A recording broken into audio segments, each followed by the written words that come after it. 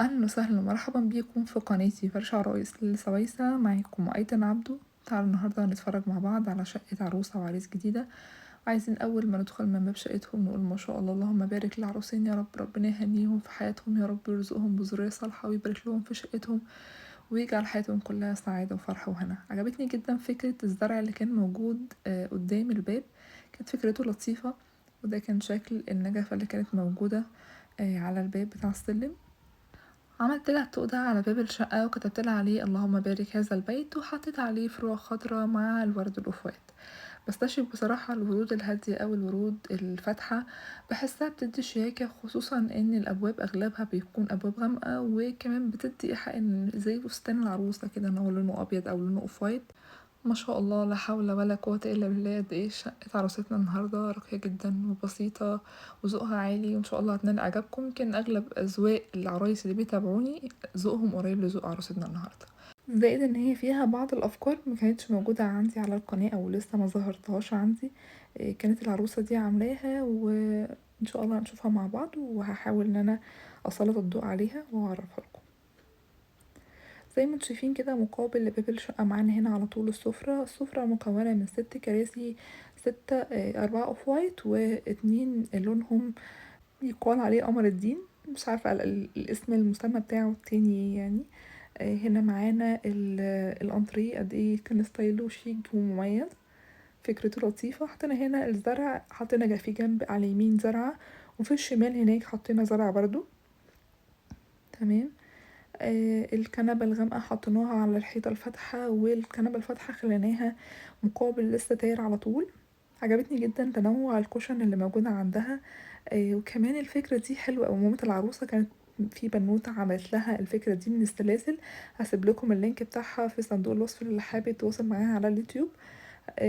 عجبتني جدا، معمولة بسكوتش بحيث ان هي لو حابة تغسلها تقدر تغسلها، والفكرة نفسها مميزة ومدية تاتش حلو للكنبة. وتحسوا انه في تنوع في الكوشن اللي موجودة، بس بشكل برضو راقي ومش عامل دوشة للعين. تمام. زي ما انتم شايفين كده، هنا معمولة الترابيزة الستانلس دي. ما حبيتش ان المفرش يكون نازل على ترابيزة من المقدمة، فتنيته بشكل معين كده لورا. خلاص يبقى باين ان في مفرش، بس في نفس الوقت ان الترابيزة يبان الازاز بتاعها ويبان تفاصيلها وشغل الستانلس اللي فيها. كان افضل تقسيمه للانتريه ده ان هو يتحط بالشكل اللي انتوا شايفينه ده. الكنبه الصغيره زي ما قلت لكم هي كانت قدام الستير على طول. عجبتني جدا جدا، ما شاء الله، لا حول ولا قوه الا بالله. فكره الستاير، كنت فرشه فيلا من فتره وكانت عامله نفس الفكره دي في الستاير، وهي دمجه بين الابليك اللي موجوده وبين كمان القطع الكريستال اللي نازله من الستاير. انا هصورها لكم بشكل اوضح في الستاير بتاعه الطرقه. هي نازلة بسلسلة كده خفيفة وهي كريستال وداخل فيها اللون الجولد. دي كمان لو متسلط فيها إضاءة أو في سبوت لايت فوقيها على طول، أعتقد هتكون كمان أجمل وأجمل. وطبعا في منها أفكار كتير، في منها زي دواير كده معدن، في منها يعني أشكال كتير. أنا بتابع طبعا يعني صفحات كتير في تركيا، فبتفرج على الحاجات دي باستمرار، فكانت أصلا من البداية كانت عجباني، ففرحت أوي إن العروسة دي عاملاها. فكرة البوفيه هنا زي ما انتم شايفين، جزء فيه ازاز وجزء تاني فيه خشب نازل بالضرفة كلها خشب. كانت فكرة لطيفة بصراحة. التصميم بتاع البوفيه حطيت لها هنا طقم العشاء، ودخلت معاه شنطة المعالق بالشكل اللي انتوا شايفينه ده. في الجنب هنا حطيت ال3 شمعدانات دول، كان شكلهم رقيق وفي نفس الوقت واضح عن الشمعدانات التقليدية اللي اغلب الناس دلوقتي بقت بتجيبها، اللي هي رفيعة. هنا حطيت بقية الطقم الصيني في الضرفة دي بالشكل اللي انتوا شايفينه ده، وحطيت كده في القطع الخشب دي او على القطع الخشب اللي فوق طبق الفاكهة اللي هو داخل فيه تاتشات الوان كده رقيقة. على السفرة هنا حطينا المفرش ده وحطينا معاه الفاستين دول، ودخلنا معاهم الهيش اللي هو داخل فيه نفس اللون بتاع الانتريه مع السفرة، ومع لون اصفر كده خفيف. ده كده كان الشكل العام للكراسي. عجبتني جدا السجاد اللي هو الستايل ده ترند جدا الفترة دي، خصوصا اللي هو يعني بيكون مع البوهو ستايل او في ستايل معين من العفش بيبقى شكله حلو جدا معاه وترند الفترة دي. حطينا بقى الزرع هنا مقابل ناحية البار بتاع المطبخ. وده كده كان شكل النيش، في جنب خشب صغير والجنب التاني اكبر مع قطعة ستانلس. حبينا النيش ان هو يكون بسيط على قد ما قدرنا. حطيت لها في اول رف طقم شربات كريستال، ما شاء الله لا حول ولا قوة الا بالله، ودخلت معاه طقمين كاسات. كاس رفيع وكاس اعرض شوية، بس هما الاتنين نفس الشكل بالظبط. تحت هنا حطيت طقم الخشاف، ودخلت معاه طقم كوباية مية بمقاسات، ودخلت معاه طقم كاسات بإطار جولد بسيط. اما في الرفين اللي تحت وزعت فيهم جزء من الطقم الصيني، ودخلت معاه كاسات بسيطة. وبكده احنا اتفرجنا على كل التفاصيل اللي موجودة في نيش عروستنا، قد ايه كان بسيط ورقيق، وهي اصلا في المجمل ما شاء الله ذوقها كان راقي جدا. تعالوا بقى نتفرج على بقية التفاصيل اللي موجودة معانا في الشقة. حطينا برضو هنا فازة زرع كده نفس اللي موجودة هناك. هي كانت حاطة الاتنين مقابل بعض في دخلة الانتريه، بس قلت لها لا، نخلي واحدة عند الانتريه هناك، والواحدة والتانية نخليها جنب النيش، هتدي تاتش عند الابواب، وكمان تدي تاتش للنيش نفسه. ده كده كان الشكل اللي عامليها. كانت هي جايبة القطعة دي، عجبتني قوي، وقلت لها لو حابة ان انا اعلقها لك على باب من الابواب اعلقها لك، فاتفقنا ان احنا نعلقها على الباب ده. وكانت الغرفة دي غرفة الليفينج. تعالوا نتفرج كده على كل تفاصيلها. انا بحب السجاد الفاتح اوي، انا عندي سجادة زي دي عاملاها للليفينج عندي. كانت هي عاملة الليفينج هنا لونه اسود، والكوشن بتاعته لونها اوف وايت، وداخل فيها اللون الجولد، مش مدخلة فيها الوان كتير ولا تفاصيل كتير. هنا ترابيزة الشاشة برضو نفس النظام، لونها اوف وايت فاتح مع او كريمي كده، داخل فيها برضو تاتشات جولد. الستاير هي حابة تكون بيزك خالص، مدخلتش فيها اي الوان. السجادة رابطة بين اللون الاسود مع الاوف وايت مع سنة كشمير بسيطة. المفرش حبيت زي ما انتوا عارفين، مبحبش ان الترابيزات الستانلس تكون كلها مفرش، فحطيت المفرش على جزء بسيط منها ووزعت عليها الانتيكات. وده كده كان شكل التوزيع بتاعة الكوشن على الركنة نفسها. الغرفة نفسها شكلها مريح، برغم ان يعني الركنة نفسها لونها اسود، بس هي مفتحة كل حاجة حواليها، من دهانات لمفارش لكشن، فالشكل العام برضو فيه الى حد ما توازن. هنا بقى ده الطوق ده انا اللي عاملهولها على باب غرفة الاطفال، عملت لها طوق باللولي كده، ودخلت معاه فروع جولد مع وردة اوف وايت مع تاتش ورد اوف وايت صغير كده بفروع خضرا. انا بحب الاطواق دي جدا، يعني اصلا بستمتع وانا بعملها. الغرفة دي ما شاء الله لا حول ولا قوة الا بالله، مساحتها كانت كويسة جدا، مساحتها يعني كانت كبيرة، ربنا يبارك يا رب. متوزع فيها غرفة الأطفال، سريرين بكومود، بالدولاب بتسريحة. ده كده كان شكل السراير، شكلها مميز. وانتوا شفتوا عروسة انا كنت فرشالها كان عندها نفس ستايل السراير مع اختلاف الألوان. فرشت لها المفارش بشكل بسيط على السراير، وحطيت لها الوردتين اللي لونهم احمر ده على السرير ده. اما السرير التاني حطيت بوكيه كان لونه اسود، ويعني مقابل البوكس اللي لونه اسود اللي فيه الدبدوبين مع الحرف. بس كان كنوع من انواع التناسق، يعني ان هنا فيه لون اسود فالتاني برضو نفس الفكرة. تمام. كان هي بقى عندها هدايا وبوكسات وحاجات كده خاصة يعني بالكريسماس ودباديب وكده، قلت لها ممكن افردها لك بشكل معين كده. احنا عندنا مساحة في الغرفة، والحاجة ما شاء الله ما كانش فيه مجال قوي ان احنا نشيل الحاجات دي تحت السراير، ففرشتها لها بالشكل اللي انتوا شايفينه ده. حطيت لها البوكسات على بعض كده، وبدأت ان انا يعني اوزع لها الحاجة بشكل كده جمالي. معلش عذرا ان الاضاءة اللي بتفتح وتغمق معايا وانا بصور، كل ما بحاول اقرب بالشاشة بتاعة الموبايل بيلعب في الاضاءات بتاعته، معلش عذرا. بالنسبة بقى لفكرة الحاجات اللي فيها الكريسماس او بابا نويل والحاجات دي حرية شخصية، انا ماليش علاقة بيها خالص، كل واحد حر. فانا يعني لو حاجة عند العروسة انا بحطها لها، دي حاجة ما تخصنيش انا كشخص، وانا بحترم حرية كل واحد في بيته. تعالوا كده بقى نتفرج على الفرش بتاع الدولاب، نشوف احنا فرشنا لها ازاي. هنا في ضرفة ازاز، الضرفة دي بتنور. تقريبا انا فرشت نفس الغرفة ل3 عرايس. ما شاء الله كل مرة بيبقى شكل الدولاب احلى من التاني، بتفاصيله، الحاجات المبهجة الخاصة بالعرايس. حطيت لها هنا كوفرتتين مع بعض مع فوطة الوانهم متناسقة، وهنا ملايات اطفال جنبها دفاية او كوفرتة، وهنا ملايات الاطفال، وهنا برضو ملايات اطفال مع فوط. اما هنا حطيت لها المفرش القمر ده لونه بتنجاني كده غامق مع الفرو، هو ماتشنج مع بعض كده فيه كذا قطعة، فكان شكله حلو جدا. حطيته لها في الرف اللي فوق. في الرف ده حطيت اللحاف بتاع الاطفال، وحطيت معاه الاتنين مفرش قطيفة، وحطيت عليهم شرايط ستان بشرايط فرو بسيطة. اما في الضرفة اللي فوق دي كان فيها رفين، حطيت في النص الدفاية اللي لونها اسود وعليها شريط استرس، وفي الجنبين حطيت الكوفرتات وعليها شرايط ستان. اما فوق حطيت الكوفرتة اللي لونها اسود في اوف وايت، وحطيت جنبها برضو 2 كوفرت. احنا كده يعتبر اتفرجنا على كل المفروشات الخاصة بغرفة الأطفال، بقي بس معانا تسريحة نتفرج عليها بتفاصيلها. أنا بحاول أقفل الدولاب بس عشان أنا ماسكة بإيد واحدة الموبايل وإيد التانية بقفل بيها. بالنسبة للضرفة دي هي بيبقى فيها زي نظام حساسات كده، أول ما بتبعدي عن الدولاب بتطفي، وأول ما بتقربي من الدولاب بتفتحي الضرفة اللي فوق بتبدأ تنور. تمام. هنا ده شكل التسريحة، ما كانش فيها مرايات، كان فيها بس خانات كده وزعنا فيها الدباديب وحطت لها اللي هي الدباديب اللي حجمها كبير تحت المكتب بتاع التسريحة. اما هنا السجادة قد ايه كان لونها وشكلها راقي جدا، جايبة برضو السجاد فاتحة عاملاها ماتشنج مع الستاير. الستاير برضو كان شكلها راقي جدا وبسيط، ربنا يبارك لها يا رب في كل حاجة عندها. طبعا ما شاء الله ذوق العروسة غالب في كل حاجة. تعالوا بقى نتفرج على التفاصيل الخاصة بالكريستال اللي بقولكم عليه، او ازاي قطع ستانلس كده راكبة في الجبسون بورد فوق. اما هنا ده شكل السلسلة اللي هي لونها جولد، ماسكة فيها قطعة كريستال تحت كده، داخل فيها اللون الجولد كده بالشكل اللي انتوا شايفينه ده. فكرتها لطيفة ومميزة وجديدة. تمام. تعالوا بقى كده بعد ما اتفرجنا على الستاير ندخل نتفرج على بقية الغرف، وندخل الأول نتفرج على المطبخ. ما شاء الله لا حول ولا قوة الا بالله، ده ولا ان ربنا يبارك لها في كل حاجة عندها. عايز اقول لكم اذا كان هي او مامتها او اخواتها وحتى ستها، ربنا يبارك في عمرها يا رب، ست زي السكر حقيقي يعني. كانت مفرحانة وعاملة بهجة، وطول الوقت كانت عمالة تزغرط وتهيص عشان تفرح العروسة. فربنا يا رب يفرح قلبها ويبارك في عمرها يا رب، ويفرحهم وعروستهم دايما يا رب. طبعا الموضوع ده كان من فترة يعني. أنا الشقق دي كلها يا جماعة فرشها من زمان يعني. أنا عايز أقول لكم والله العظيم حرفيا موبايلي مليان شقق، بس إن الواحد يكون ليه نفس إن هو يصور وينزل.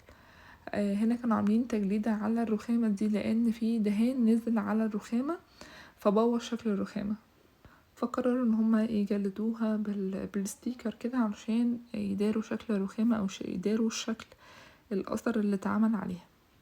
ده كده كانت القطع اللي متوزعة على الرخامة. انا بديكم بس نظرة عامة عن المطبخ ونتفرج على كل حاجة بقى بالتفصيل. تمام. اول حاجة معانا فوق قدام خالص، قدام باب المطبخ على طول، ده النيش. المفروض ان هو كان موجود فيه اضاءة بس كانت الاضاءة لسه ما اتعملتش. حطيت لها في اول رف طقمين كاسات ومعاهم فناجيل لونها اسود في جولد، تاني رف حطيت طقمين كاسات ومعاهم كوبايات، تالت رف حطيت طقم كاسات ومعاه طقم كوبايات، الرف اللي بعده حطيت طقم عشا كده وظهرته بالشكل ده مع بعض الفناجيل من الطقم القهوة الاسود اللي فوق. تمام. ده كده كان الشكل العام للنيش بتاع المطبخ، كان ناقصه بس هي الاضاءة كانت هتفرق جدا معاه. تعالوا نكمل بقية الظرف اللي موجودة معانا تحت عشان نمشي يعني بالتسلسل مع الظرف. حطيت لها هنا صواني الفرن والقوالب البايركس والطواجن كلهم مع بعض في نفس الظرفة. تمام. فوق هنا كنت حاطه لها طقم كوبايات مية كامل مع كاسات لونها ازرق، وفوق حطيت طقم السمك. ما شاء الله ربنا يبارك لها يا رب في كل حاجة عندها ويهنيها بيها. هنا حطيت لها الكوبايات اللي لونها جولد كده، ودخلت معاها طقم خشاف بسيط مع سكرية في النص. هنا حطيت لها طقم شربات ودخلت معاه بعض الكوبايات الملونة. اما في الضرفة دي بتتفتح عادي مش بتترفع لفوق، لعلمكم الظرف اللي بتترفع لفوق دي بتحجب الضوء. حطيت هنا طقم الشربات ده كان من طقم العشاء، ودخلت معاه الفناجيل القهوة بتاعته، تحت حطيت بولات ودخلت معاها طقم كوبايات كده داخل فيه برضو اللون البينك. يعني عملت ماتشنج في الالوان مع بعض في الضرفة كاملة.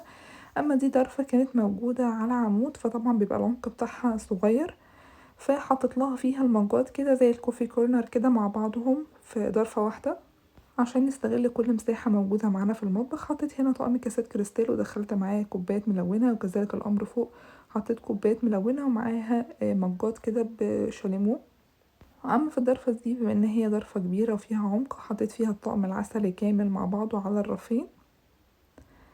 والضرف دي المفروض ان هي برضو كان ضرف ديكور يكون فيها اضاءة، وزعت لها فيها الاطقم العسل دي كده مع بعض. هو طقم يعتبر ما شاء الله طقم كامل، كوباية مية وعصير وشاي، كوباية مية وعصير سوري وكاسات مقاسات مختلفة، فوزعتهم لها على الضرفتين دول اللي هما الازاز اللي بيبقوا يعتبر ظاهرين جدا اللي قاعد في الريسبشن. حطيت لها هنا بولات برضو في الضرفة دي كلها يعتبر فيها بولات، جزء من البولات اللي ممكن تقدم منها للضيوف تحت، واللي فوق دي يعني وقت ما تبقى تحب تستخدمها. هنا حطيت لها بقى الخلاط والهاند بلندر وبقية الأجهزة فوق، وفي جهاز من الأجهزة موجود على الرخامة.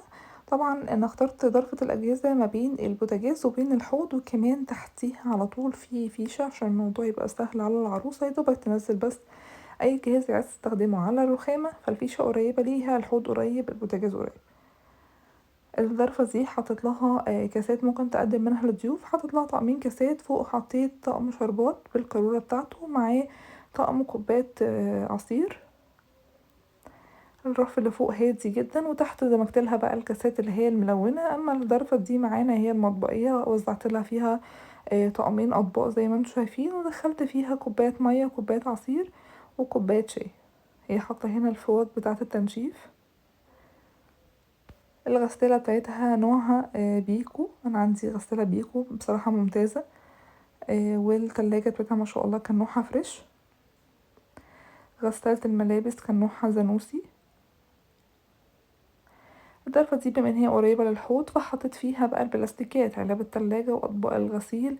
والاطباق البلاستيك بتبقى افضل ان هي تكون جنب الحوض في حالة ان انت تغسلي خضار، هتعبي مثلا علب، هتعبي جبن مثلا في التلاجة او حاجة، فبيبقى احسن ان هي تكون قريبة لايديكي.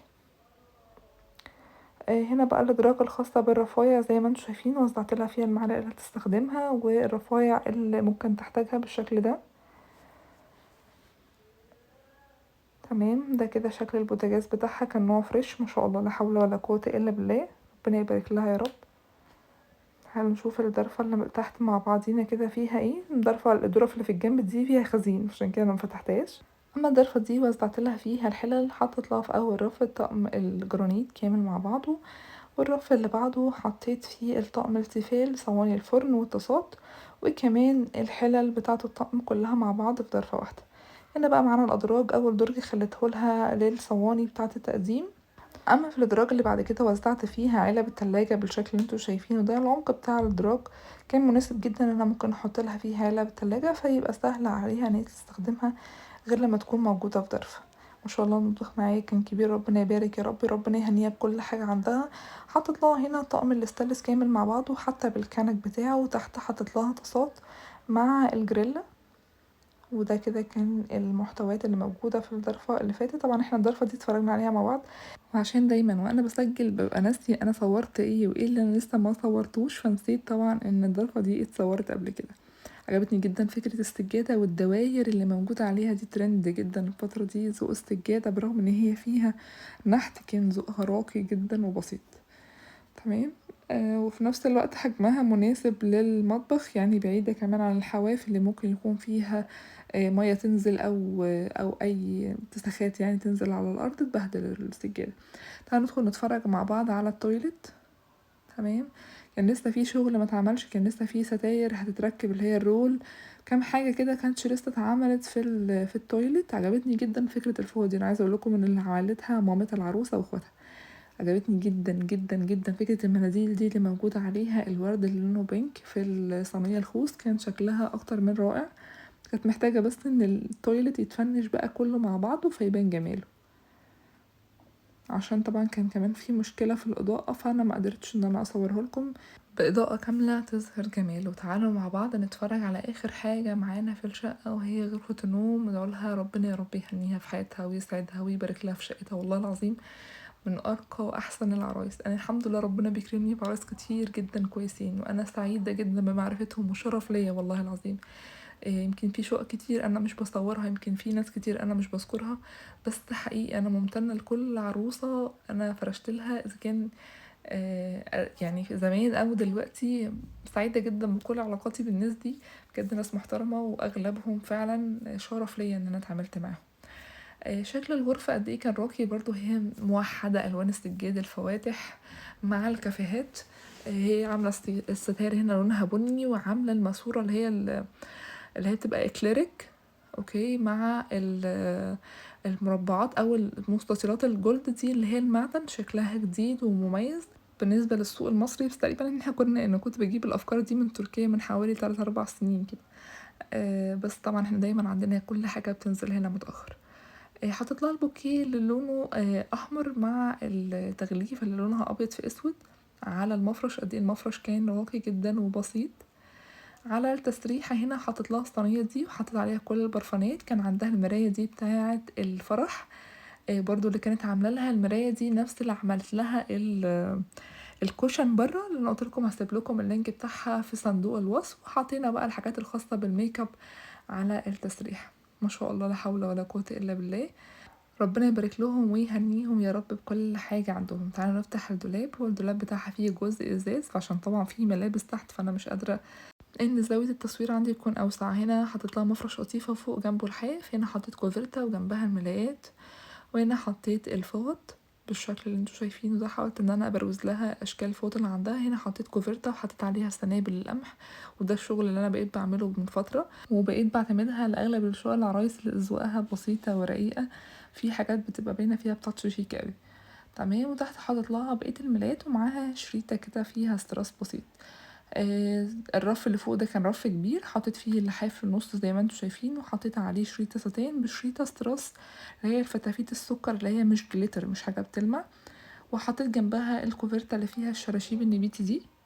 وبكده خلاص شقة عروستنا وعريسنا النهاردة خلصت مع بعض. اتمنى انتوا تدعوا لهم دعوة حلوة ان ربنا يهنيهم في حياتهم يا رب. وما تنسوش اخواتنا الفلسطينيين من الدعاء. ادعوا لهم ان ربنا ينصرهم على كل من يعاديهم يا رب، وانصرنا جميعا واحفظ بلادنا جميعا من كل شر وسوء. قادر يا كريم يا رب. كان معاكم ايتن عبدو. السلام عليكم.